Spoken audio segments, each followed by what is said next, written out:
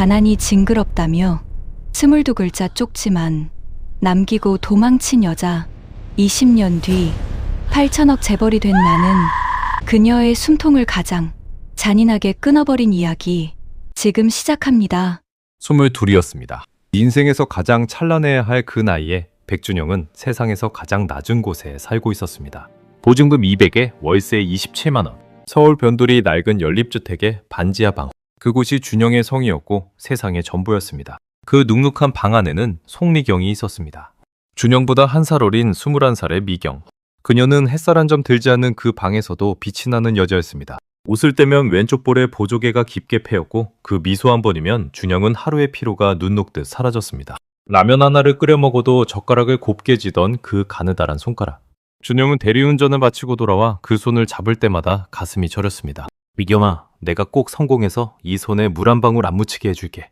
그건 준영의 기도였고 삶의 이유였습니다. 두 사람은 집안의 극심한 반대를 무릅쓰고 사랑 하나만 믿고 도망쳤습니다. 준영의 아버지는 가난뱅이 자식으로 살 거면 이 집 문턱 다시 넘지 말라며 호적에서 파겠다고 으름장을 놓았고, 미경의 어머니는 천하의 쓸모없는 놈한테 내 귀한 딸 못 준다며 길길이 날뛰었습니다. 하지만 그때는 그 서러움조차 우리 사랑을 증명하는 훈장인 줄로만 알았습니다. 여름이면 벽지마다 검은 곰팡이가 꽃처럼 피어오르고 장마철이면 하수구가 역류해 흙탕물을 퍼내야 했던 반지하 생활. 겨울엔 수도가 얼어붙어 주전자에 물을 끓여 겨우 고양이 세수를 해야 했습니다. 준영은 낮에는 편의점 알바를 뛰고 밤에는 새벽 4시까지 대리운전을 하며 몸이 부서지라 일했습니다. 미경도 식당 서빙을 하며 밤늦게 돌아왔죠. 퇴근하고 돌아와 서로의 몸에서 풍기는 기름 냄새와 땀 냄새를 맡으며 우리는 그것이 열심히 사는 냄새라고, 우리의 향기라고 믿으며 서로를 껴안았습니다. 그렇게 3년을 버텼습니다. 하지만 가난은 사랑을 서서히 갉아먹는 벌레와 같았습니다. 준영은 지독한 가난을 벗어나기 위해 낡은 노트북으로 밤새 코딩을 독학하며 미래를 꿈꿨지만 미경의 눈빛은 점점 생기를 잃어갔습니다. 언제까지 이 지긋지긋한 곰팡이 냄새를 맡아야 해? 미경의 불평은 날카로운 칼날이 되어 준영의 가슴을 후벼 팠습니다. 준영은 조금만 더 참자고 이제 곧 좋은 날이 올 거라고 그녀를 달랬지만 미경의 마음은 이미 저 멀리 떠나가고 있었습니다. 그러던 어느 비 내리는 새벽이었습니다. 대리운전 손님에게 갖은 폭언을 듣고 젖은 솜덩이처럼 무거운 몸을 이끌고 들어온 반지하 방. 그곳은 이상하리만큼 고요했습니다. 미경의 신발이 보이지 않았고 옷장문은 활짝 열려 있었습니다. 불길한 예감에 심장이 터질 듯 뛰었습니다. 먼지 쌓인 작은 테이블 위에는 낡은 쪽지 한 장만이 덩그러니 놓여 있었습니다. 미안해. 나는 이렇게 살면 안 될 것 같아. 잘 살아. 딱 22글자였습니다. 3년 동안 함께 흘린 땀과 눈물, 그리고 영원을 약속했던 수만 번의 고백이 그 짧고 무책임한 문장에 담겨 쓰레기통에 처박혔습니다. 준영은 그 자리에 주저앉아 짐승처럼 울부짖었습니다. 며칠 뒤 지인을 통해 알게 된 사실은 더욱 잔인했습니다. 미경은 준영이 빗길을 헤치며 대리운전을 뛰는 동안 부동산으로 돈을 좀 만진다는 신설먹은 자산가 이만호의 외제차 조수석에 앉아 묻고 있었던 겁니다. 미경의 어머니가 직접 발의를 놔준 그 남자. 그것은 단순한 이별이 아니었습니다. 준영의 젊음과 순정을 가난이라는 이름으로 짓밟은 잔인한 처형이었습니다. 준영은 그 쪽지를 찢지 않았습니다. 속이지도 않았습니다. 조용히 2번 접어 지갑 깊숙한 곳에 넣었습니다. 왜 그랬을까요? 본인도 정확히 설명할 수 없었습니다. 다만 이 수치심을, 이 찢어지는 배신감을 절대로 잊지 않기 위해서였습니다. 이 22글자를 평생의 도끼로 삼아 반드시 그녀의 선택이 틀렸음을 세상에서 가장 잔인한 방식으로 증명하겠노라 다짐하고 또 다짐했습니다. 그날 이후 백준영은 사람이 아니었습니다. 감정도 고통도 느끼지 못하는 기계처럼 살았습니다. 반지하를 나온 그 다음 날부터 준영은 단 1시간도 허투루 쓰지 않았습니다. 낮에는 막노동판에서 돈을 벌고 밤에는 도서관 구석에서 피를 토하는 심정으로 코딩과 사업 공부에 매달렸습니다.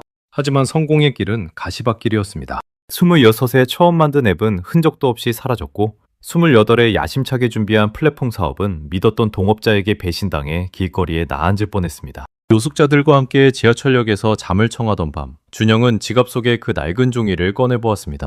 나는 이렇게 살면 안 될 것 같아. 잘 살아. 미경의 비릿한 목소리가 귀를 때렸습니다. 그래, 미경아. 나도 이렇게 살면 안 될 것 같다. 그래서 나는 기어코 올라갈 거다. 네가 감히 쳐다보지도 못할 저 높은 곳까지.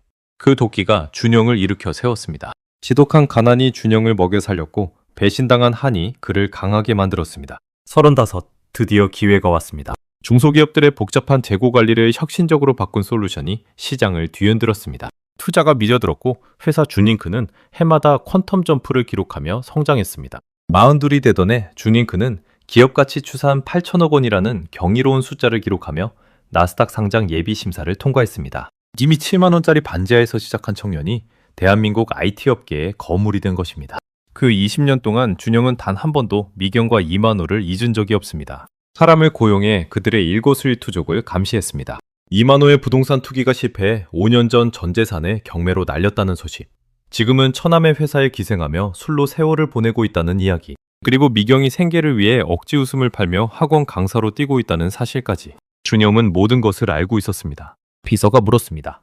대표님, 저들이 바닥을 치고 있는데 지금 복수하시겠습니까? 준영은 차갑게 웃으며 고개를 저었습니다. 아니, 아직이다. 가장 비참할 때, 그들이 마지막 희망이라도 붙잡으려 할 때, 그때 그 희망을 가장 잔인하게 짓밟아 줄 거다. 그리고 드디어 그날이 왔습니다. 대학 동기 태수의 재혼 소식. 준영은 태수가 미경의 먼 친척벌이라는 사실을 이용해 그들이 그 예식장에 반드시 참석할 것임을 알고 있었습니다. 준영은 생애 가장 완벽한 맞춤 수트를 입었습니다. 수천만 원짜리 명품 시계를 차고 거울 속에 비친 서늘한 자산가의 모습을 확인했습니다. 20년 전 낡은 지갑에 넣어두었던 그 쪽지도 잊지 않았습니다. 자, 이제 반납할 시간입니다. 화려한 호텔 웨딩홀. 수많은 하객이 모인 가운데 준영이 등장하자 장내가 술렁였습니다. 압도적인 카리스마와 기품. 사람들은 그가 누구인지 속삭이며 길을 내주었습니다. 준영의 시선은 곧장 박명록 세 번째 줄에 멈췄습니다. 이만호, 송미경. 준영은 천천히 그들의 테이블로 다가갔습니다. 미경은 20년 전에 그 청순함은 온데간데 없고 두껍게 칠한 화장으로 세월의 비참함을 감추려 애쓰고 있었습니다. 명품백의 모서리는 달아 있었고 억지로 끼워 넣은 보석 반지는 그녀의 가늘어진 손가락에서 겉돌고 있었습니다. 이만호는 배가 나오고 눈가주름이 깊게 펜노인이 되어 있었습니다. 준영이 명함을 테이블 위에 내려놓았을 때 이만호의 눈동자가 흔들렸습니다. 8천억 자산가, 나스닥의 영웅, 백준영. 기사로만 보던 그 이름이 눈앞에 나타나자 그는 사색이 되었습니다. 안녕하세요. 저 기억하시죠? 미경 씨가 절 버리고 선택했던 분. 준영의 목소리는 낮았지만 주변의 모든 공기를 얼려버릴 만큼 차가웠습니다. 준영아, 제발 여기서 이러지 마. 미경이 가늘게 떨리는 목소리로 애원했지만 준영은 그녀의 얼굴을 똑바로 쳐다보며 지갑에서 그 낡은 쪽지를 꺼냈습니다. 이 22글자. 당신은 잊었겠지만 난 단 하루도 잊은 적 없어. 이걸 가슴에 품고 여기까지 왔거든. 이때 예식장 사회자가 축사할 하객을 찾았습니다. 준영은 망설임 없이 마이크를 잡고 단상 위로 올라갔습니다. 수백 명의 시선이 그에게 꽂혔습니다. 반갑습니다. 백준영입니다. 오늘 신랑 태수에게 축하의 말을 전하기 전에 여기 모인 분들께 아주 특별한 성공 스토리를 하나 들려드릴까 합니다. 준영은 미경과 이만호를 정면으로 응시했습니다. 20년 전 저는 반지하에서 살았습니다. 대리운전을 뛰며 하루하루 연명하던 비참한 흙수저였죠. 그런데 그 가난이 죽기보다 싫다며 쪽지 한 장 남기고 저를 버린 여자가 있었습니다. 돈 많은 남자의 품으로 달려간 그 여자 말입니다. 식장 안은 찬물을 끼얹은 듯 고요해졌습니다. 사람들은 수군거리기 시작했고 미경은 수치심에 고개를 들지 못했습니다. 이만호는 자리를 박차고 일어나려 했지만 준영의 서늘한 경고가 마이크를 타고 터져나왔습니다. 이만호 씨, 앉으세요. 아직 제 이야기는 시작도 안 했습니다. 준영은 이만호의 숨통을 조이는 마지막 카드를 꺼냈습니다. 당신, 지금 처남 회사에서 고문 노릇하며 비자금 빼돌리고 있지? 근데 어쩌나? 그 회사, 어제 우리 준링크가 100% 지분으로 인수합병했습니다. 오늘부로 당신은 고문이 아니라 횡령 혐의로 고소당할 피의자입니다. 당신의 그 알량한 밥줄, 내가 어제부로 끊어버렸습니다. 이만호의 안색이 흑빛으로 변하며 그 자리에 주저앉았습니다. 하객들 사이에서 비명과 야유가 터져나왔습니다. 어머, 저 사람이 그 배신녀야? 세상에, 남편이 횡령범이래. 사람들의 날카로운 시선이 미경의 몸을 난도질했습니다. 준영은 쪽지를 테이블 위 미경의 얼굴 앞으로 툭 던져버렸습니다. 가난이 무섭다고 사랑을 팔아치운 데가 이제 평생 길바닥에서 갚으며 살아. 8천억이 네 눈앞에 있었는데 넌 그걸 네 손으로 걷어찬 거야. 준영은 아비규환이 된 식장을 유유히 빠져나왔습니다. 등 뒤로 미경의 비명 섞인 울음소리가 들려왔지만 준영의 가슴엔 단 한 점의 동정심도 잃지 않았습니다. 호텔 밖으로 나오자 4월의 밤 공기가 상쾌했습니다. 하지만 복수는 아직 끝나지 않았습니다. 준영이 차에 오르려는 찰나 맨발로 달려나온 미경이 준영의 구두 앞에 무릎을 꿇었습니다. 화장은 눈물에 씻겨 개기스럽게 번져 있었고 화려했던 옷은 찢겨 있었습니다. 준영아, 내가 미쳤었어. 내가 정말 죽을 죄를 지었어. 한 번만, 딱 한 번만 용서해주면 안 돼? 나 저 늙은이랑 당장 이혼할게. 나 너 없으면 죽어. 제발. 리겸은 바닥에 머리를 찌으며 오열했습니다. 하지만 그건 사랑이 아니라 8천억이라는 거대한 돈에 매달리는 추악한 욕망의 바라기뿐이었습니다. 준영은 차갑게 내려다보며 그녀의 손을 뿌리쳤습니다. 용서? 너 같은 벌레한테 용서 같은 사치스러운 단어는 어울리지 않아. 넌 20년 전에도 지금도 돈밖에 모르는구나. 준영은 주머니에서 아까 식장에 던졌던 쪽지를 다시 꺼냈습니다. 식장을 나오며 비서가 도로 주워온 것이었죠. 준영은 그 쪽지를 미경의 눈물 젖은 얼굴 위로 한 장씩 찢어 날렸습니다. 잘 봐. 네가 남긴 그 가증스러운 글자들이 어떻게 네 인생을 망치는지. 넌 이제부터 평생 그 이만호라는 늙은이랑 서로 멱살 잡고 싸우며 지옥 속에서 살게 될 거야. 내가 그렇게 만들었으니까. 준영은 차문을 닫았습니다. 육중한 엔진 소리와 함께 세단이 부드럽게 미끄러져 나갔고 백미러에는 바닥을 기며 찢어진 종이 조각을 주우려 애쓰는 미경의 처참한 뒷모습이 비쳤습니다. 그녀의 인생은 이제 그 찢어진 종이 조각처럼 가루가 되어 사라질 것입니다. 집으로 돌아온 준영은 창가에 서서 야경을 바라보았습니다.